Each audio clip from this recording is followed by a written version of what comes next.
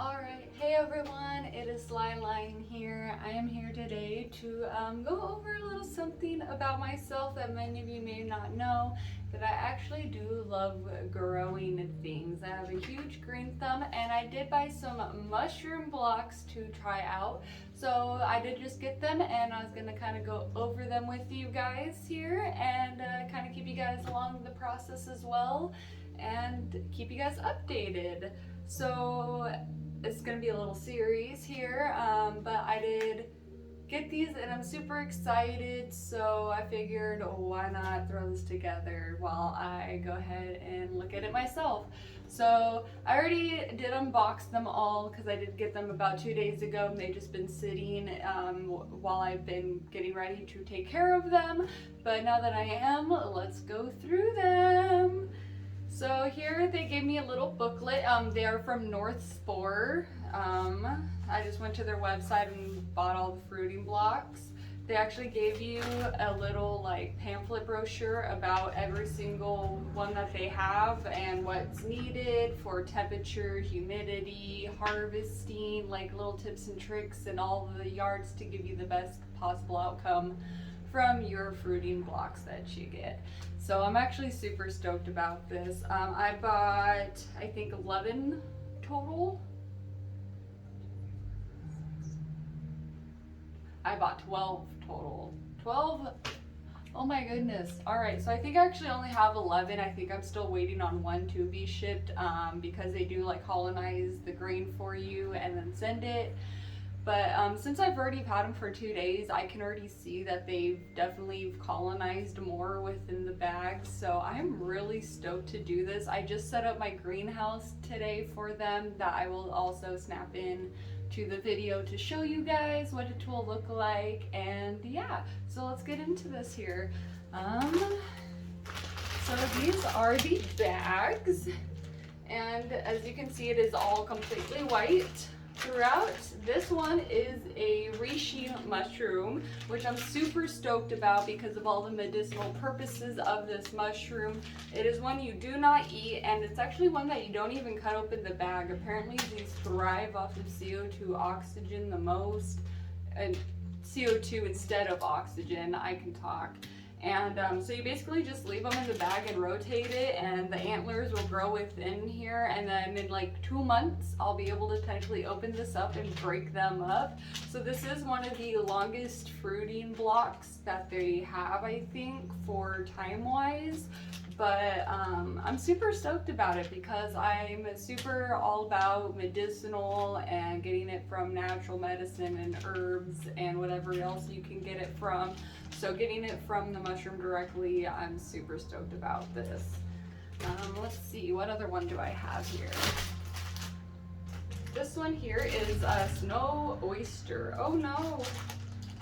I just realized my bag is completely busted open here, so that is something I actually have to now contact them about.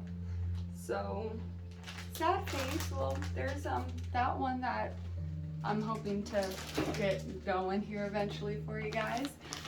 This one here is my pink oyster. It is already definitely coming through in the bag. It definitely is known to do that. These are very easy to grow. I'm definitely going to get this one started and going right away just because of that. I'm super stoked about it. Pink mushrooms go well with a lot of things, and I also plan to dehydrate a lot of this too that I don't eat right away, so I can enjoy it for future meals and purposes. But apparently pink mushrooms also really good as like a bacon substitute if you don't want, you know, actual meat. They get really nice and crispy, and yeah, so there's the pink oyster one that I'm going to be trying out. I did get 2 reishi bags, by the way, so I don't know where that one is. Oh, there's the other reishi bag. Definitely nice and white here. Super stoked about this one again, just because of the medicinal purposes of it. So this one is a chestnut sawdust. I've never actually had chestnut mushrooms before, so this will be a new one for me in all aspects of trying it, growing everything. I've actually never even grown mushrooms before, so this is all brand new to me. So hey, whatever comes of it can come of it, but I'm always excited to try new things. And coming this spring and summer, I actually might just throw some out in my garden and see kind of what takes and what doesn't when that time comes. But the chestnut, they actually recommend that you leave in the bag and don't even start anything until it turns orange. Just because I guess that's when it's fully ready and colonized. Right now it is still white. There's a little bit of orange happening, but definitely still needs time, so this one will be kind of sitting around for a little bit. They say it takes just about a month or so for that to happen, but you know what? Sometimes worth the wait. Let's see here.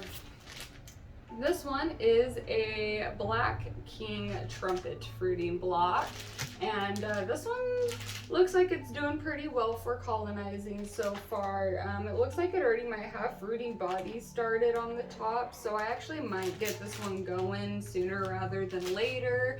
They normally say you want to wait until the entire thing is white around and colonized, which the bottom is not yet on this one, but it definitely looks like it could already be starting on the top for trying to grow some pins.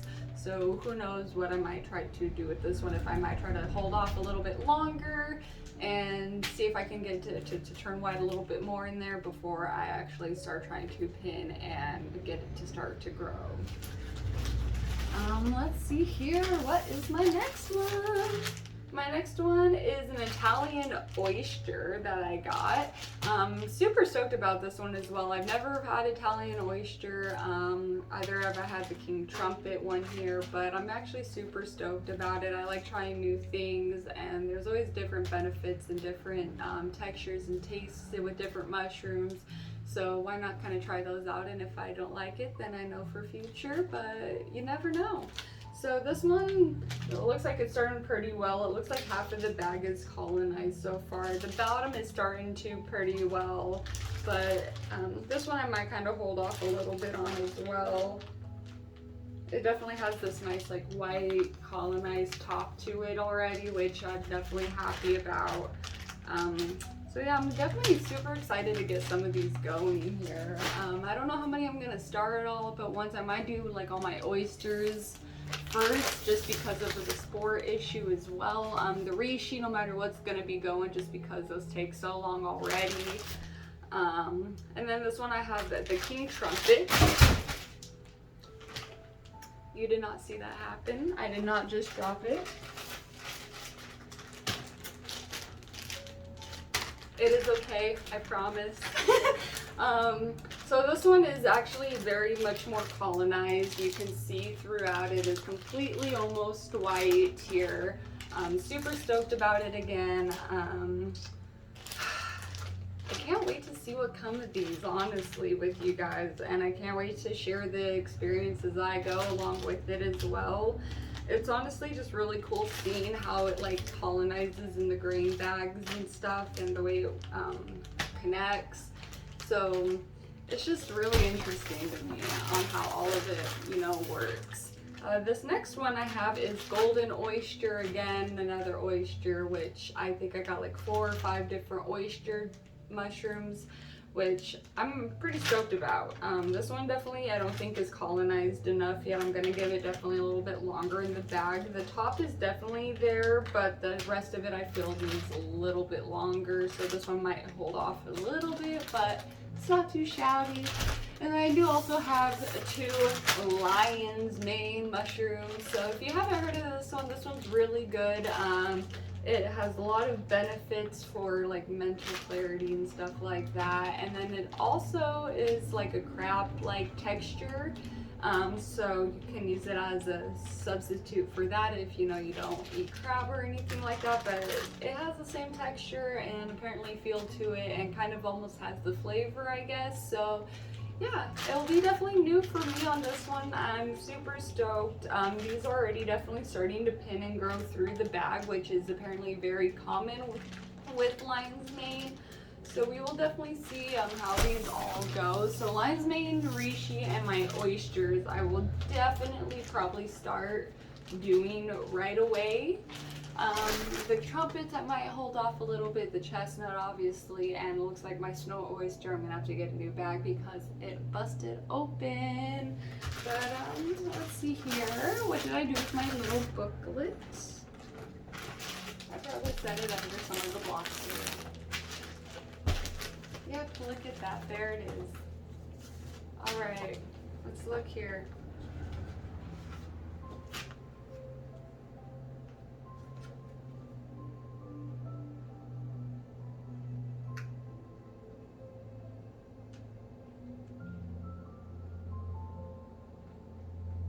Alright, this is just kind of explaining some of the stuff if you have like any troubles or stuff, where to go, where to get it from, etc.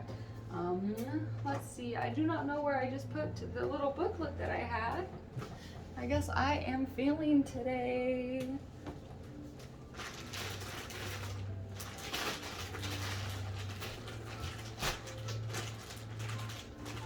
Found it. It was under them, just way buried. So yeah, in this book, it kind of just goes over all of them. There's blue oyster, Italian oyster, golden, pink, snow oysters. There's reishi, lion's mane. There's a black king. There's a king trumpet, chestnut. They also have shiitake, which was actually out when I ordered. Otherwise, I definitely would have grabbed this shiitake. They also have a pio pino. I have honestly no idea how to pronounce that, so bear with me here. Nemiko. And then I didn't get any of those. I don't think they were available when I was ordering. But then yeah, it has like harvesting, troubleshooting, and goes through humidity, the temperature. Mushrooms actually don't use light to grow. They only use the light to know which way to grow, so to get through the substrate. But other than that, they actually don't use any light really to grow. So they don't really need a whole lot besides just the ambient light around.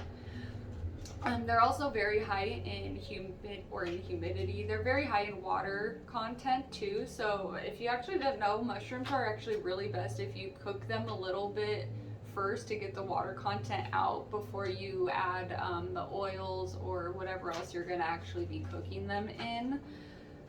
So I don't know if you knew that or not, but some of them can also have a really bad texture if you don't cook them all the way properly. Let's see here. So I'm just gonna kind of come up close and I hope this comes out for you guys. So I have this here, and yeah, it kind of just comes up and shows the different things here for you. Goes through it, all of the different stuff. So I'm super stoked about trying this all. And then it goes through like species compatibility, which ones you should kind of look at doing more. They do range pretty close for temperature and humidity on all the ones that I got, so I don't really have to worry too much about having it too warm or too cold for some. They're all about the same range. So basically what I have my house at is actually perfect temperature for the mushrooms as is. So I just need the greenhouse to keep the humidity for them a little bit higher, so I don't have to be on top of them as much and just let them do their thing. But besides that, it kind of also goes through like fuzzy stems, brown or cracked caps. Oh wow, I can't even talk tonight. Brown or cracked caps, pale fruiting bodies, which sometimes happens just if there technically isn't enough light for them still. So they do still need some light, but they don't need necessarily light to grow. They're not, some like pink oysters or the different oysters will be much more stemmy and lighter in color if they don't have as much light while growing. But yeah, so I'm super stoked about this. I will keep you guys updated as I go along, so you'll probably see an update within about a week of seeing where they will be at, and I'll probably also do a video of me cutting the bags for you guys just to see kind of the process and how I'm going to do it, just because I also like to document it for myself at this point. So stay tuned. Happy mushrooming.